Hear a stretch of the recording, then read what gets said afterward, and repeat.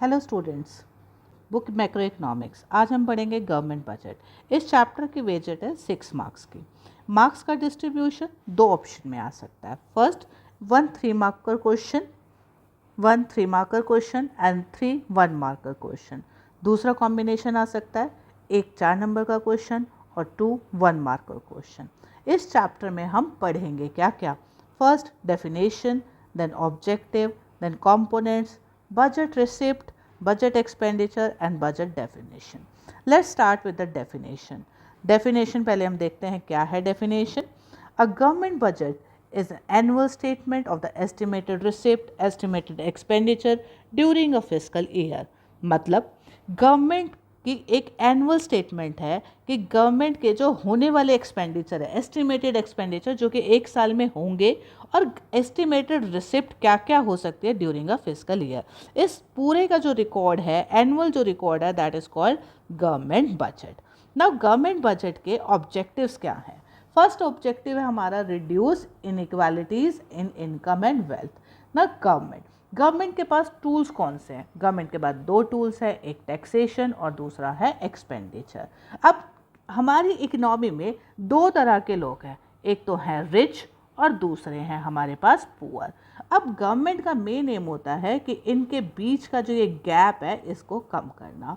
तो वो कैसे कम करेगी? रिच से थोड़ा सा लेकर कहाँ डिस्ट्रीब्यूशन करना है? पुअर पर। तो वो रिच पर इम्पोज कर देगी हैवी टैक्सेस। टैक्सेस से जो कलेक्शन आएगा वो डिस्ट्रीब्यूट करेगी किसके अंदर? पुअर के अंदर, in the form of subsidies, in the providing PDS system, जो सब्सिडाइज रेट के ऊपर उन्हें राशन प्रोवाइड करना, केरोसिन प्रोवाइड करना। By this the government will reduce the gap between rich and poor and reduce inequality. I think it's clear now. Now second is reallocation of resources. Second हमारा objective है reallocation of resources. For reallocation, अब government में resources जो हमारे हैं वो क्या है? हम शुरू से पढ़ते आ रहे हैं, 9 से पढ़ते आ रहे हैं। हमारे जो रिसोर्सेज हैं वो क्या हैं? वेरी स्केयर्स हैं। अब इन स्केयर्स रिसोर्सेज से हम इकोनॉमिक प्रॉफिट भी हमें कंप्लीट करना है कि हमारे पास इकोनॉमिक प्रॉफिट भी आना चाहिए और सोशल हमारा एम भी पूरा होना चाहिए। इकोनॉमिक एम हमारा क्या है? प्रॉफिट मैक्सिमम होना चाहिए। और हमारा सोशल एम क्या है? हमारा सोशल एम है कि हमारा पब्लिक का वेलफेयर हो। अब पब्लिक वेलफेयर भी हो और साथ में इकोनॉमिक एम भी पूरा हो, मतलब प्रॉफिट मैक्सिमाइजेशन भी हो। तो गवर्नमेंट इसको कैसे पूरा करेगी? अगर हम रिसोर्सेज इकोनॉमिक की प्रायोरिटी के टूल से लगाते जाएंगे तो हमारे पास क्या हो जाएगा? रिसोर्सेज की कमी। तो गवर्नमेंट क्या करती है? जितने भी हार्मफुल प्रोडक्ट हैं उन पर वो क्या कर देती है? हैवी टैक्स इम्पोज कर देती है, जिससे उनकी क्या हो जाएगी? कॉस्ट ऑफ प्रोडक्शन बढ़ जाएगी, प्रॉफिट मार्जिन क्या हो जाएगा? रिड्यूस हो जाएगा। तो यहाँ से रिसोर्सेज निकाल कर जो उसको लगता है कि हाँ इन चीज़ों का प्रोडक्शन होना चाहिए, असेंशियल जो उसको लगता है कि हाँ भाई ये तो होने ही होने चाहिए, असेंशियल कमोडिटीज़ के लिए वो क्या प्रोवाइड कर देगी? सब्सिडीज़ प्रोवाइड कर देगी ताकि उनका प्रोडक्शन बढ़े। दूसरी चीज़ वो क्या करेगी?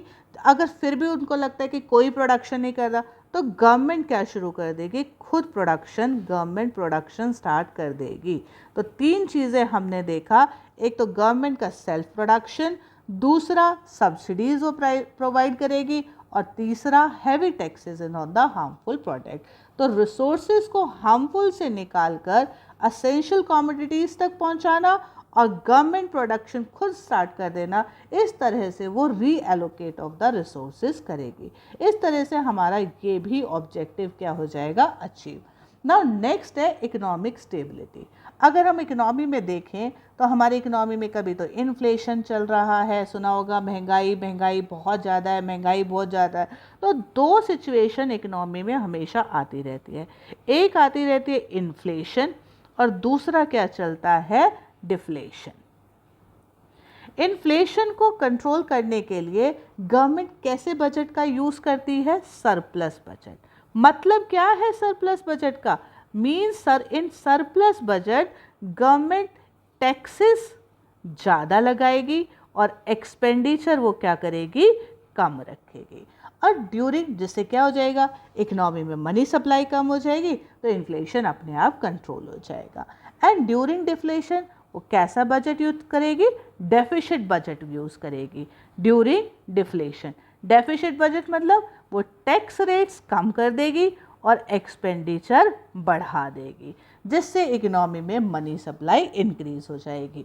तो इस तरह से वो एक बैलेंस बना के रखते हैं इकोनॉमी में, जिससे ना तो इन्फ्लेशन की सिचुएशन आए ना डिफ्लेशन की, और हमारी इकोनॉमी जो है वो क्या रहे, स्टेबल।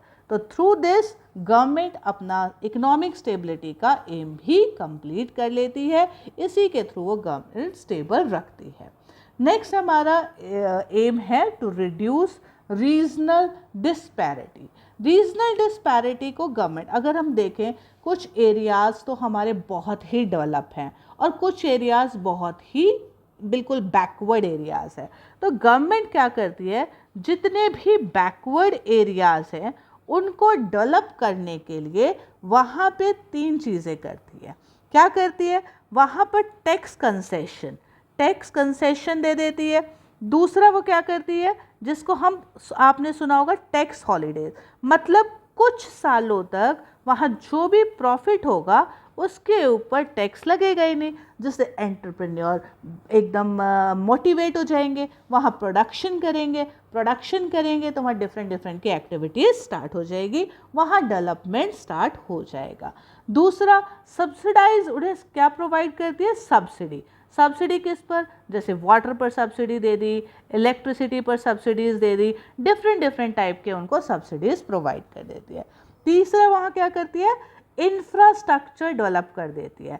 इंफ्रास्ट्रक्चर डेवलप करने से वहाँ डिफरेंट टाइप की एक्टिविटी शुरू हो जाती है, और जो ये करती है इन एरियाज़ को एक नेम दे देती है, that is called SEZ areas, मतलब स्पेशल इकोनॉमिक जोन, यानी स्पेशल इकोनॉमिक जोन जहाँ पर कुछ सालों तक कोई टैक्स नहीं लगना, सब्सिडाइज रेट पर वहाँ पर रिसोर्सेज प्रोवाइड कर रहे हैं, and government is providing infrastructure also. तो इस तरह से वो एरिया जो जितने भी रीजन है उनको इक्वलेंट करने की कोशिश करती है, जो रीजनल डिस्पैरिटी है, जो अंडर डेवलप्ड है, उनको डेवलप करने की कोशिश करती है। जैसे आपने सुना होगा सितारगंज, रुद्रपुर, या आपने सुना होगा ऊना, ये ऐसे ही एरियाज़ हैं जिनको गवर्नमेंट ने स्पेशल इकोनॉमिक जोन का एक स्टेटस दिया हुआ है। इस तरह से वो रीजनल डिस्पैरिटी रिमूव करती है। अब जो नेक्स्ट हमारा ऑब्जेक्टिव आता है, that is called economic growth. Economic में ग्रोथ ना हो तो कैसे हमारी इकोनॉमी आगे डेवलप होगी। तो इकोनॉमिक ग्रोथ के लिए गवर्नमेंट क्या करती है, इकोनॉमिक ग्रोथ किस पर डिपेंड करता है, 2 चीज़ों पर, एक तो सेविंग और दूसरी इन्वेस्टमेंट। अब जितनी ज़्यादा इकोनॉमी में सेविंग होगी उतनी ही ज़्यादा इन्वेस्ट, क्योंकि सेविंग कहाँ जाएगी, बैंक के अंदर। हम लोग जब सेविंग करेंगे वो बैंक में जाएगी, और बैंक से फर्म को क्या मिल जाएगा, इन्वेस्टमेंट, तभी तो इन्वेस्टमेंट इंक्रीज होगी। तो गवर्नमेंट इन्वेस्टमेंट इंक्रीज करने के लिए, मोबिलाइज करने के लिए रिसोर्सेज को, ताकि ज़्यादा से ज़्यादा इन्वेस्टमेंट हो, रेट ऑफ सेविंग और इन्वेस्टमेंट को मैनेज करती है। तो जितना भी रेट ऑफ इंटरेस्ट है, government try to manage that rate of interest. Is it clear? Now ये थे हमारे ऑब्जेक्टिव जो गवर्नमेंट फुलफिल करती है।